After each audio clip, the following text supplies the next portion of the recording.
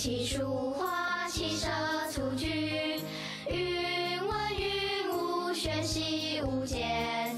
生活是一目两天，做中学，学中诀。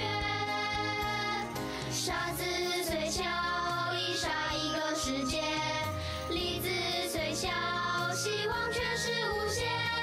两人发挥，双手抚慰，大爱闪过满人间。Mencuri atau mengambil? Papan pengumuman di jalan raya memuat adanya pencurian akhir-akhir ini. Sudah banyak keluarga yang kemasukan pencuri dan berharap semua warga lebih memperhatikan keadaan rumah serta membantu aparat. Waktu itu tetanggaku pergi ke pasar, setelah pulang rumahnya dimasuki pencuri. Pencuri? Menakutkan sekali. Kita harus waspada. Di depan pengadilan ada pengumuman tentang pencuri. Semuanya tampak tegang, sepertinya sangat parah. Di atasnya tertulis sudah banyak rumah yang dimasuki pencuri. Benarkah? Aku tidak pernah mendengar. Iya, ayahku tidak pernah mengatakan hal ini. Mungkin pencurinya masih belum sampai ke area kita. Benar, mungkin saja begitu. Tapi apa ini berarti sasaran selanjutnya adalah rumah kami? Tentu ada kemungkinan begitu. Kalau tidak, kenapa di pengadilan menempelkan pengumuman agar kita hati-hati? Jika pencuri itu masuk rumah kami bagaimana? Rumah kami sudah sangat miskin. Jika masuk pencuri akan habis semua. Jika pencuri itu mencuri di toko kue keluargaku, ibuku akan menangis. Saat malam di tokomu tidak ada orang, lebih mudah untuk mencuri. Wah, benar juga. Aku harus segera beritahu ayah ibuku. Teman-teman, aku harus pulang dulu ya. Sampai jumpa. Iya, Xiaolong benar. Lebih baik kita cepat pulang mengabarkan berita ini pada keluarga kita.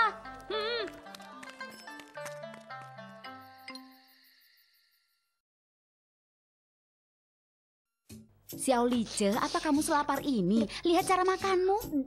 Aku sangat lapar, Bu. Melihat Xiao Lice makan, semuanya menjadi enak. Membuat nafsu makan kami juga menjadi baik. Benar, ini berarti masakan Ibu sangat enak. Kamu ini, ibu bingung menghadapimu. Ayah tidak percaya guru Fang mengajarimu cara makan yang seperti ini di sekolah.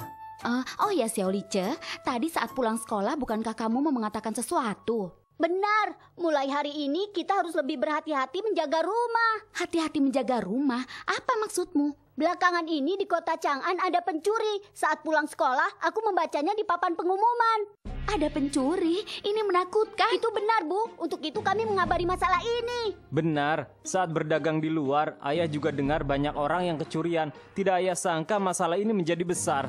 Aparat sudah mengumumkan beritanya. Berarti pencurinya belum ditemukan. Iya, jadi mereka minta kita menjaga rumah baik-baik dan membantu menangkap pencuri itu. Aparat saja tidak bisa menangkap pencuri itu. Kita lebih tidak mungkin lagi. Katanya pencuri ini menunggu rumah dalam keadaan kosong, lalu masuk untuk mencuri. Untung saja rumah kita selalu ada orang. Tidak akan menjadi sasarannya. Tapi jika ada orang memergoki pencuri itu, maka pencuri itu akan mengeluarkan pistol dan melukainya. Kakek, Ibu pergi beli sayur. Kakek sendirian, jadi harus hati-hati. Ibu akan cepat kembali. Pencuri itu tidak akan punya kesempatan, Xiao Lice. Jangan menakuti kakekmu. Makanya kalian di rumah harus berhati-hati. Jika sedang sial dan bertemu pencuri itu, biarkan saja dia mencuri. Jangan sampai kita terluka. Jika ada yang melihat pencuri itu, berarti tahu rupanya seperti apa. Pencuri sangat pintar saat mencuri. Mereka menutup wajahnya dengan kain hitam. Hanya mata yang terlihat. Kita tidak akan mengenalinya. Kita hanya tahu kira-kira dia seorang pria. Ini lebih menakutkan. Mungkin saja dia terlihat seperti orang yang sudah kita kenal. Saat butuh uang, dia tinggal menutup wajahnya lalu mencuri dan merampok. Iya, saat berjalan di jalan, mungkin saja pencuri itu ada di sisi kita. Sudah, jangan bicara sembarangan dan menakuti diri sendiri. Kita cukup menjaga rumah dengan baik dan saling memantau sesama tetangga. Semoga rumah kita tidak sesial itu. Pencuri itu tidak akan kemari, Bu. Jangan khawatir, pencuri sudah ada sasarannya. Keluarga kita miskin, tidak ada yang bisa dicuri. Dia pasti tidak akan mencuri di rumah kita. Jika begitu, rumah Afu harus lebih diperhatikan. Keluarganya kaya, pasti pencuri itu mengincarnya. Pada saat bersamaan, keluarga Murung juga sedang membahas masalah pencuri ini. Kali ini pencuri itu sangat kejam. Sudah banyak warga yang dilukai. Aku bersumpah akan mencari pencuri itu sampai ketemu. Apa dia akan mencuri di rumah kita? Dia tidak sebodoh itu. Jika mencuri di rumah kita, berarti dia menyerahkan diri. Tapi pencuri itu akan merasa tempat yang paling berbahaya adalah tempat yang paling aman. Ayah, maksud ayah pencuri itu akan sengaja ke rumah kita. Ada kemungkinan begitu. Kalau dia datang ke sini, ayah akan menangkapnya agar dia tidak bisa berbuat kejahatan lagi. Bodoh sekali kalau dia mencuri di rumah kita. Sudah, kalian jangan berhayal lagi. Dia tidak sebodoh itu. Benar, jika aku pencuri aku tidak sebodoh itu. Kalau kamu menjadi pencuri, mungkin tidak akan dapat banyak barang. Lagi pula barang yang belum dapat sudah tertangkap dulu. Jadi menurutmu pencuri adalah kesatria yang pintar dan hebat, begitu? Terkadang pencuri memang orang yang pintar dan hebat. Tapi sayang sekali, dia tidak menggunakan kehebatannya itu pada jalan yang benar. Mungkin itu seperti yang dikatakan Guru Fang. Jika tidak menjaga hati dengan baik, maka niat jahat akan muncul dan kita harus mengorbankan seumur hidup kita. Iya, coba kalian pikirkan. Pencuri itu harus menghabiskan waktu berapa lama untuk introspeksi di dalam penjara. Begitu menjadi pencuri, pengorbanan yang dikorbankan sungguh besar. Paman Yuen, aku minta Paman menjaga keamanan rumah ini dengan seksama. Tidak masalah, Tuan. Paman Yuen, aku juga akan membantu Paman melindungi rumah ini.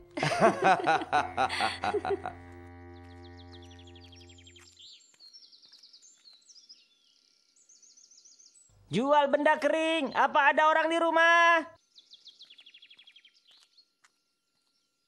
Jual benda kering. Apa ada orang di rumah? Sepertinya tidak ada orang.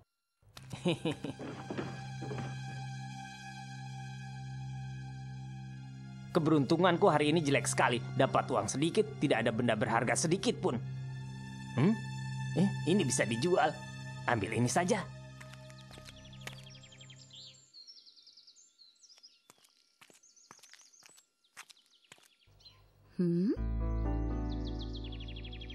Kakek, apa kakek sudah pulang? Ya Tuhan, rumah kami kecurian. Sepertinya selain dia sudah tidak ada orang lain lagi.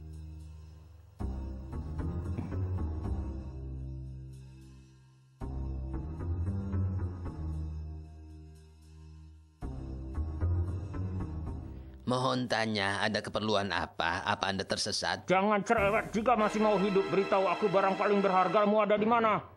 Ada di laci lemari belakang. Kau ambil saja. Jangan menggangguku berdoa.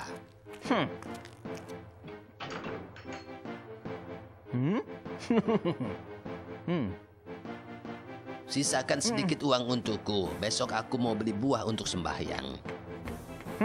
Sudah mengambil uang orang, kenapa tidak berterima kasih? Terima kasih.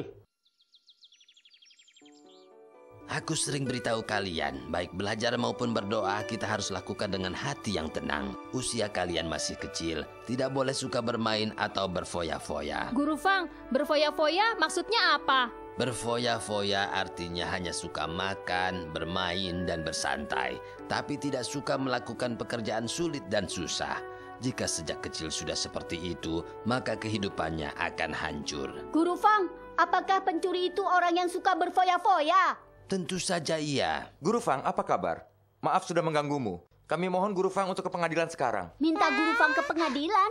Ada masalah apa? Tidak tahu. Kenapa dia minta Guru Fang ke pengadilan? Mohon tanya, ada hal apa? Karena pencuri itu sudah tertangkap. Dia bilang dia pernah mencuri barang Guru Fang. Jadi kami minta Guru Fang untuk ke pengadilan untuk mengenali pencuri itu dan barang curiannya. Wah, pencuri itu sudah tertangkap. Bagus sekali. Aku tidak boleh meninggalkan anak-anak di kelas. Mereka harus ikut bersamaku. Iya, aku juga mau pergi. Aku mau lihat rupa pencuri yang jahat itu seperti apa. Xiao Licheng. Guru Fang, aku rasa tidak masalah. Silahkan mengajak mereka semua. Mari. Kalian rapikan bawaan masing-masing.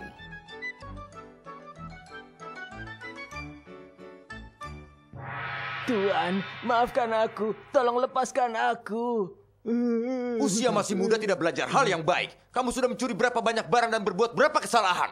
Aku sudah tidak ingat, Tuan. Masih berani bilang tidak ingat? Kamu harus tahu, korban yang barangnya kamu curi masih mengingat jelas kerugiannya. Ingat dan pikirkan baik-baik. Tuan, aku sudah bersalah. Jika tahu salah, maka harus introspeksi diri. Sudah berapa kejahatan yang kamu lakukan? Beritahu lokasinya, rumah keluarga mana, dan berapa barang yang sudah kamu curi. Ternyata rupanya seperti itu. Tidak seperti pencuri ya? Pencuri yang jahat. Guru Fang, mohon Anda bersaksi. Apa pencuri ini yang mencuri barangmu? Guru Fang, maafkan aku. Kapan dia mencuri barangku? Dia tidak mencuri barangku.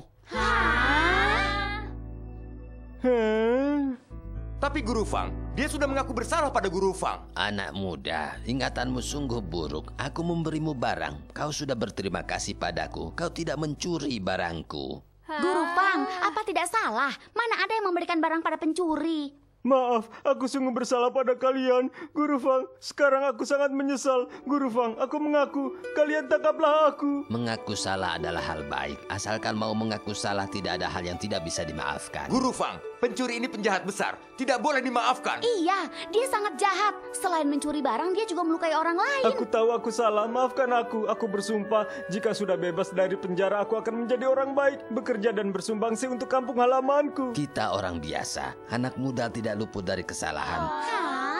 Lingkungan masyarakat kita harus menyadarkan, membimbing dan memaafkan mereka. Maksud Guru Fang berharap ada orang yang kembali ke sifat asalnya yang baik hati dan polos. Benar, setiap hari berkata benar, melakukan setiap hal dengan hati yang jujur. Jika hati tidak tercemar, maka tidak akan berbuat kesalahan.